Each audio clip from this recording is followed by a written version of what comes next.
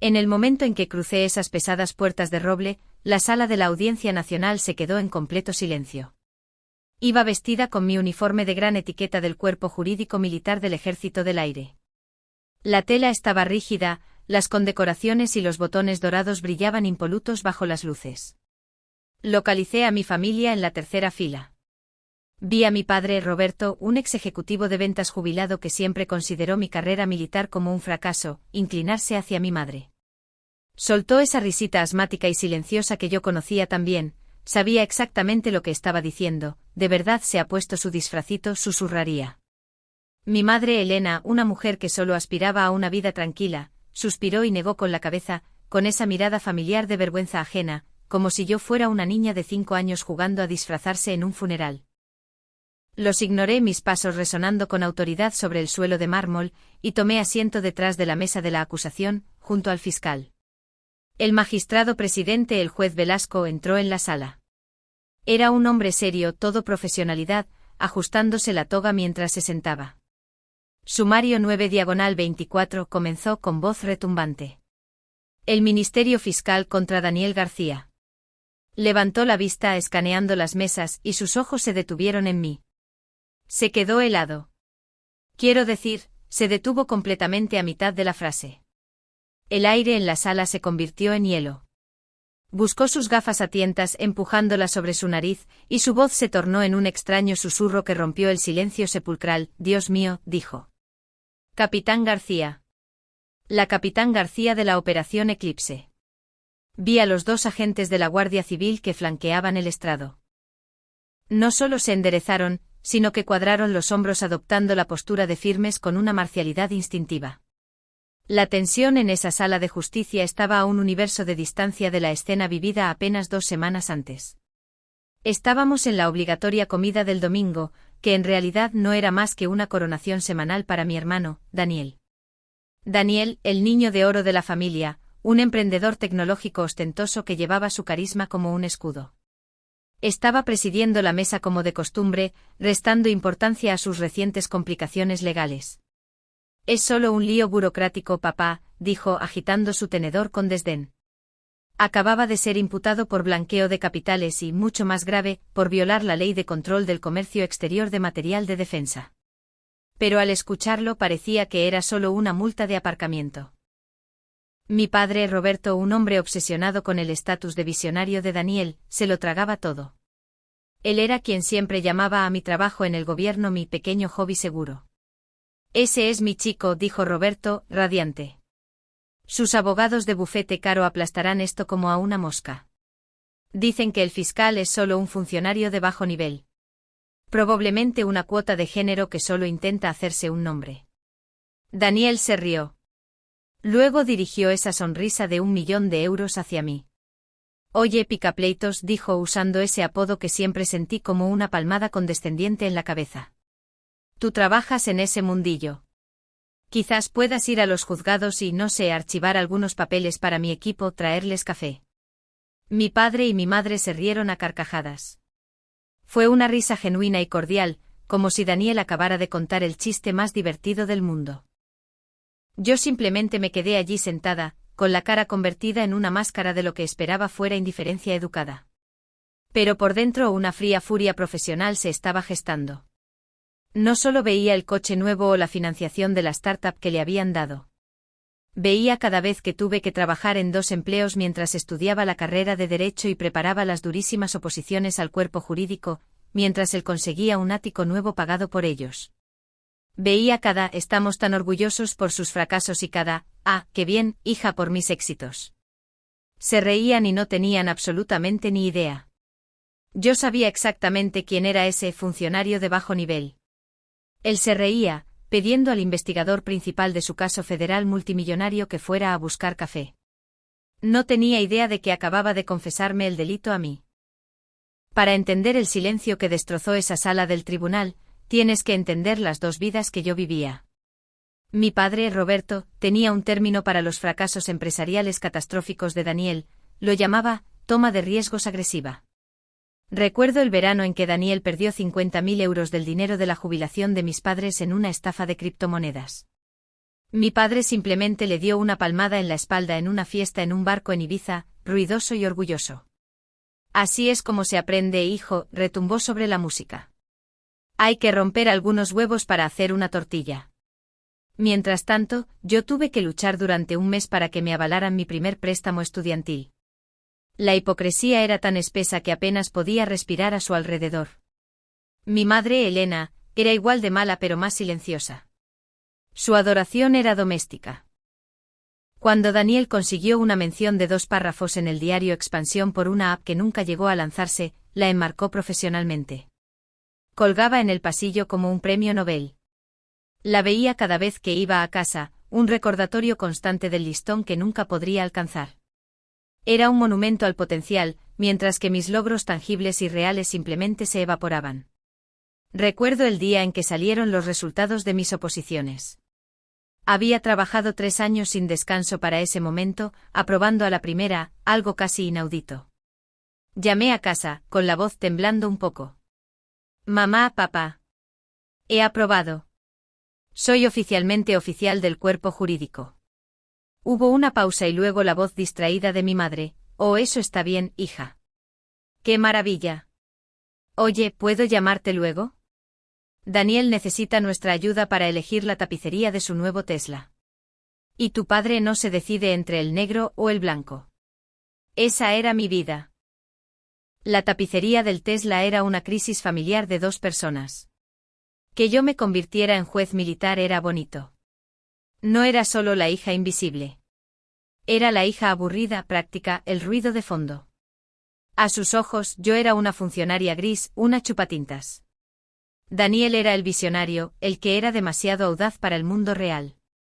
Yo era la que era demasiado tímida para él. Mi uniforme por el que había sangrado, lo llamaban mi disfraz. Un trabajo administrativo seguro para la chica que no era lo suficientemente lista ni valiente para ser como su hermano.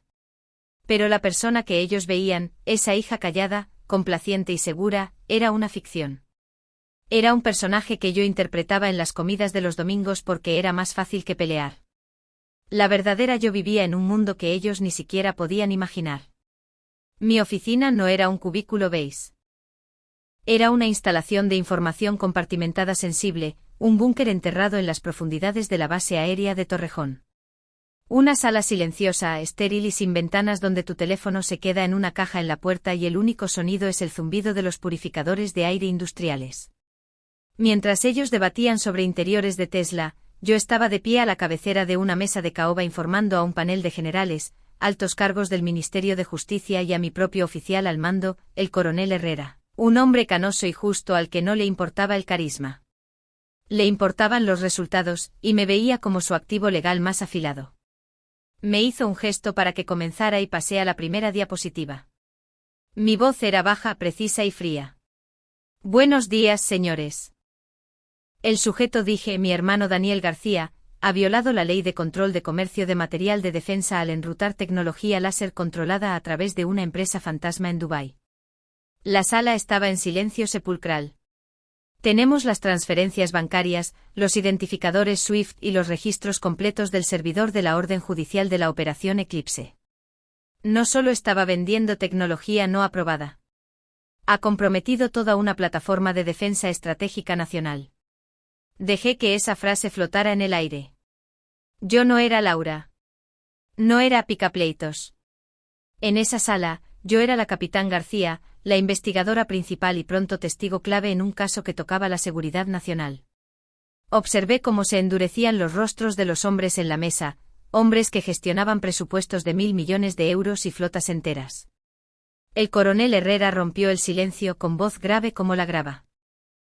Esto no es solo fraude, capitán. Lo que su hermano ha hecho roza la alta traición. La Fiscalía General quiere esto por la vía rápida. Quieren que sirva de ejemplo. Y yo solo pensé, traición. Mi familia estaba preocupada por el café. El abismo puro y enorme entre su narrativa y mi realidad era asombroso. Pensaban que yo era un chiste. Pero en mi mundo, yo era quien sostenía el reglamento. Durante años intenté hablar su idioma de emoción y ego, pero solo entendían de estatus y poder. El problema era que yo tenía un estatus que ellos ni siquiera podían comprender. Así que decidí que era hora de hablarles finalmente en el único idioma que respetaban: consecuencias. Lo primero que tuve que hacer profesionalmente fue apartarme. No puedes procesar a tu propia familia. Es la línea ética más básica del libro. Una línea que mi hermano claramente nunca había aprendido. Entré en la oficina del coronel Herrera, con la espalda rígida, y me inhibí formalmente de la acusación en el caso Fiscalía contra García. Él simplemente asintió con el rostro serio. Esperaba esto, capitán. Es el movimiento correcto. Sentí un extraño vacío hueco al salir de su oficina. Después de todo ese trabajo estaba en el banquillo. Volvía a estar al margen, tal como siempre había estado. O eso pensaba. El nuevo equipo legal de Daniel, por otro lado, no tenía tal ética. Eran caros, ruidosos y destilaban una arrogancia que solo provenía de no haber perdido nunca un caso en tribunales civiles menores. Una semana después, un nuevo escrito llegó a la mesa de la oficina jurídica. Era una petición de sobreseimiento y nulidad. Empecé a leer la primera página, y no podía creer lo que veía. Todo su argumento, toda su estrategia legal descansaba en desacreditar la investigación inicial. Alegaban que todas las pruebas clave, las órdenes de la Operación Eclipse, todo ello, era fruto del árbol envenenado. Argumentaban que todo había sido manejado por una oficial junior no cualificada y demasiado celosa, que tenía una clara vendetta personal. Una oficial junior no cualificada. Esa era yo. Me estaban pintando como la hermana pequeña histérica, la policía de hobby, que mi padre siempre veía, la picapleitos que debería estar trayendo café. Estaba mirando la moción cuando sonó el teléfono de mi escritorio. Era el coronel Herrera. Capitán, dijo con voz plana. Sin emoción. He leído su moción. También lo ha hecho el juez Velasco.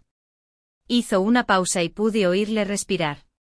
Su inhibición es para la acusación. Sin embargo, no es una inhibición para testificar sobre su propio trabajo.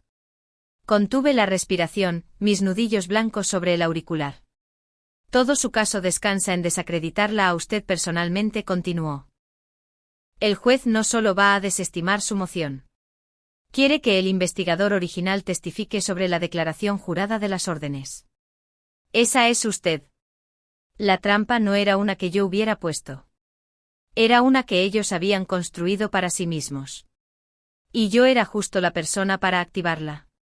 Esta era la única manera. No sería una abogada en esa mesa. Sería un testigo pericial material para la acusación. Llamada a hablar sobre los hechos de mi propia investigación. Mi madre llamó esa noche, con la voz llena de esa alegría falsa y quebradiza. Todos vamos a ir al tribunal mañana, cariño, para apoyar a Daniel. Tu padre y yo estaremos en la galería. Eso está bien, mamá, dije con la voz perfectamente calmada. Os veré allí. Esa noche no preparé una acusación. Me senté en mi escritorio y revisé metódicamente mi propia declaración jurada de 200 páginas, resaltando los estatutos, las líneas de tiempo y los códigos legales específicos que había utilizado para construir el caso. Los abogados de mi hermano construyeron toda su defensa sobre la idea de que yo no era nadie. No tenían ni idea. Acababan de invitar personalmente a esa nadie a sentarse en el estrado de los testigos y leer su currículum en el registro oficial de la corte. Estábamos de vuelta en la sala del tribunal. Me senté en la mesa de la acusación, con la columna recta, la vista al frente. Podía sentirlos en la galería detrás de mí, un peso pesado y familiar. Podía sentir la certeza engreída de mi padre, la lástima agotada de mi madre, la confianza inmerecida de mi hermano. El abogado de Daniel, un hombre con un traje de 10.000 euros, se puso de pie con una confianza ensayada y pulida. Señoría, anunció con voz suave. Solicitamos la desestimación de todos los cargos. Hizo un gesto vago hacia la acusación. Todo su caso es francamente fruto de un árbol envenenado basado en la investigación amateur y vengativa de una tal capitán Laura García. Dijo mi nombre con tal floritura de desprecio que fue casi cómico. Desde la galería lo escuché, esa risita asmática y silenciosa de mi padre. Escuché el suspiro cansado de mi madre, el que siempre significaba: «Ay, Laura, ¿por qué estás complicando las cosas? Pero el juez Velasco no estaba mirando al abogado. Me estaba mirando congelado a mí. Su mano, que había estado alcanzando un vaso de agua, se detuvo en el aire. Buscó sus gafas a tientas, su voz cuando salió, rompiendo el silencio. Dios mío, susurró, su micrófono captando cada sílaba. Capitán García. La Capitán García. Operación Eclipse. Los dos guardias civiles que flanqueaban el estrado, que habían estado relajados, echaron los hombros hacia atrás, sus cuerpos rígidos, las manos en posición. El cambio fue eléctrico. La risa de mi padre murió en su garganta. El suspiro de mi madre se cortó. Las sonrisas burlonas simplemente se evaporaron, reemplazadas por un silencio repentino, agudo y confuso. El juez Velasco se inclinó hacia adelante entrecerrando los ojos mientras miraba fijamente al abogado de Daniel. Su voz bajó a un retumbo bajo y peligroso que llenó toda la sala. Letrado, ¿habla usted? ¿Habla usted en serio? La sonrisa pulida del abogado vaciló. Está usted en mi sala de la Audiencia Nacional y está alegando incompetencia, dijo la palabra como si fuera veneno. De la oficial que recibió la Cruz al Mérito Militar con distintivo blanco por excelencia en seguridad nacional por su investigación en la red de armas Daga Roja. Mantuve la vista al frente, pero podía sentir la sangre drenando de la cara de mi hermano. Podía sentir la repentina succión de aire de pánico desde la galería donde estaba sentado mi padre, Roberto, el hombre que llamaba a mi carrera un pequeño hobby seguro. Mi madre, Elena, se preocupaba por los interiores de Tesla. Podía imaginarla agarrando su collar, con los ojos abiertos de par en par con un terror que no tenía nada que ver con los problemas legales de Daniel y todo que ver con la extraña sentada en la mesa de la acusación. El juez no había terminado. Sostuvo un documento encuadernado y grueso. Mi declaración jurada. He leído la declaración jurada de la Capitán García. Es la pieza de derecho investigativo más blindada y quirúrgicamente precisa que he visto en mi década en este estrado. La golpeó contra la mesa, el sonido resonando como un mazo. Operación Eclipse. Por el amor de Dios, hombre, enseñamos este caso en la escuela de guerra y en el CESEDEN. Lo enseñamos como el marco legal definitivo para procesar el tráfico digital de armas y usted está citando su trabajo como incompetente. El silencio que siguió fue absoluto. Entonces el juez Velasco dirigió su mirada hacia mí. Su expresión se suavizó solo por un segundo con una mirada de profundo respeto. Una mirada que yo había pasado 30 años tratando de ganar de mi propia familia y nunca recibí. Capitán García, dijo con voz ahora formal. ¿Está preparada para prestar juramento y testificar sobre los detalles de esta orden? Me puse de pie. Mi uniforme, el disfraz, de repente se sintió como una armadura. Sí, señoría. Comencé a caminar. Pasé la barrera. Caminé más allá de la mesa de mi hermano. Parecía pequeño, hueco, un fantasma en un traje caro. Pasé por delante de la galería y por el rabillo del ojo vi a mi padre. Estaba pálido, temblando con los ojos clavados en las divisas de mi hombrera. Involuntariamente comenzó a levantarse de su asiento, su cuerpo adoptando una postura de respeto militar que no había mostrado en 20 años antes de darse cuenta y desplomarse de nuevo.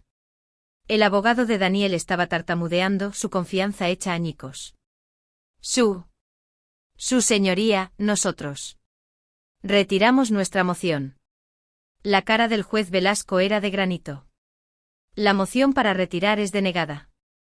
Quiero escuchar hablar a la capitán. Tómenle juramento.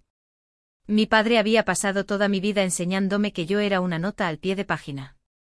Al final solo hicieron falta 2 palabras de un juez federal, Operación Eclipse, para que finalmente entendiera que yo era quien estaba escribiendo la historia. Presté juramento. Mi mano estaba firme sobre la Constitución. Durante la hora siguiente no solo testifiqué. Di una cátedra. Guié al tribunal a través de cada marca de tiempo, cada registro del servidor, cada transferencia encriptada individual. Expliqué los detalles técnicos de la tecnología láser y el estatuto exacto de la ley de contrabando que violaba. Deconstruí mi propia declaración jurada de 200 páginas línea por línea. No había emoción en mi voz, solo hechos. La oficial junior no cualificada estaba dando una clase magistral en acusación federal y derecho de seguridad nacional. El costoso abogado de Daniel no hizo ni una sola pregunta en el contrainterrogatorio. Simplemente se sentó con la cara cenicienta. Cuando terminé, el juez Velasco miró a mi hermano. Su voz era hielo puro. Señor García, la moción de su abogado para desestimar no solo es denegada, está eviscerada. Basándome en el testimonio de la capitán García, este tribunal considera que la amenaza que plantean sus acciones es asombrosa. Ya no era solo un estafador. Era un riesgo para la seguridad nacional. El juez continuó, dados los contactos internacionales y el claro y deliberado desprecio por la ley, este tribunal considera que usted representa un riesgo significativo de fuga y un peligro claro para la seguridad de esta nación. Golpeó el mazo. Se deniega la fianza. Se ordena el ingreso inmediato del acusado en prisión provisional a disposición de la Guardia Civil. 2 agentes se movieron inmediatamente. Hicieron que Daniel se levantara y pusiera las manos detrás de la espalda. El sonido de las esposas cerrándose fue el sonido más fuerte que jamás había escuchado. Resonó en el silencio. Un chasquido metálico final. Mi hermano, el niño de oro, el visionario, el que era demasiado bueno para las reglas, simplemente parecía pequeño. Estaba llorando, pero en silencio. En la galería escuché un sonido, un terrible jadeo estrangulado. Era mi madre, Elena, derrumbándose sobre sí misma. Mi padre, Roberto, simplemente miraba fijamente, con la cara convertida en una máscara gris de shock absoluto. Estaban completamente rotos. Su mundo entero, todo su sistema de creencias destrozado en el espacio de 1 hora. Estaban solos. Me levanté del estrado, recogí mis archivos y caminé de regreso a la mesa de la acusación. El equipo de la fiscalía, los que me habían reemplazado como acusación principal, se pusieron todos de pie cuando me acerqué. Uno de ellos, un fiscal superior con el que solo había coincidido 2 veces, me tendió la mano y me la estrechó firmemente. Eso ha sido bíblico, capitán, susurró. Mi oficial al mando, el coronel Herrera, estaba esperando junto a la puerta. No sonrió. No me abrazó. Simplemente me miró a los ojos con la mirada nivelada y llena de un respeto que yo había pasado mi vida anhelando de mi padre. Me dio un único y brusco asentimiento. Bien hecho, capitán, dijo. Ese único asentimiento valía más que toda una vida de elogios vacíos de mi familia. Ese fue el final de una vida y el comienzo de otra. 1 año después entré en mi nueva oficina. La placa en la puerta era de latón pesado. No decía capitán. Decía, comandante Laura García. Ya no era solo una investigadora. Estaba dirigiendo mi propia división, especializándome en el tipo exacto de casos internacionales complejos y de alto riesgo que las acciones de mi hermano habían expuesto. Mi pequeño hobby seguro se había convertido en una de las puntas de lanza más afiladas de todo el cuerpo jurídico. Más tarde ese día, estaba informando a una nueva promoción de reclutas. 30 rostros agudos y concentrados mirándome en un centro de mando de última generación. Irónicamente les estaba enseñando los precedentes legales establecidos por la Operación Eclipse. Mientras hablaba, me di cuenta de que ya no era la hija invisible. No era picapleitos. No era una nota al pie de página en esa sala. Yo era la autoridad. Estas personas, este equipo, esta nueva generación de juristas que pendían de cada una de mis palabras. Esta era mi familia. No era una familia construida sobre la obligación o roles disfuncionales. Era una familia construida sobre el mérito, el respeto mutuo y la competencia. La vieja familia, ahora eran solo fantasmas. Daniel no se arriesgó a ir a juicio. Ante mi testimonio, sus abogados caros le hicieron aceptar un acuerdo de conformidad. Fue sentenciado a 15 años en la prisión de Soto del Real por violar la Ley de Control de Comercio de Defensa. Los cargos de blanqueo de capitales fueron solo una nota al pie. Mis padres, Roberto y Elena, tuvieron que vender su casa. La casa donde crecí, esa donde el recorte de prensa de Daniel colgaba en la pared, para pagar sus honorarios legales iniciales y el primer tramo de la restitución federal. Ahora vivían en un pequeño apartamento en la costa, lejos de Madrid. Estaba redactando una nueva legislación una tarde cuando apareció un correo electrónico. Era de una dirección que no reconocía, pero el nombre era Roberto García. El asunto solo decía, comandante. Hice clic. El mensaje era corto, solo unas pocas líneas. Laura, comenzaba. No lo sabíamos. Te vimos en el canal 24 horas. Estabas testificando ante la Comisión de Defensa del Congreso. Tu madre y yo, estamos tan orgullosos. Estábamos tan equivocados. Leí las palabras, orgullosos, equivocados. Eran las palabras que había esperado toda mi vida escuchar. Las palabras por las que había sufrido, la validación que había perseguido. Y mientras estaba sentada allí en mi nueva oficina mirando la placa en mi escritorio, no sentí nada. Ni ira, ni perdón, ni siquiera satisfacción, solo quietud. La validación había llegado, pero llegaba años tarde. Yo ya me había validado a mí misma. Su disculpa, su orgullo. Era para él, no para mí. Mi paz ya no dependía de su aprobación. Tomé un sorbo lento de mi café, hice clic en el botón de archivar y el correo electrónico desapareció. Volví a mi trabajo. Mi familia pensaba que un legado era algo que heredas en una cena ruidosa. Aprendí que un verdadero legado es algo que construyes en silencio y haces que se lea en el registro permanente de un tribunal nacional. Si alguna vez has tenido que demostrar tu valía a personas que se niegan a verla, comparte tu historia abajo. En esta comunidad, tu experiencia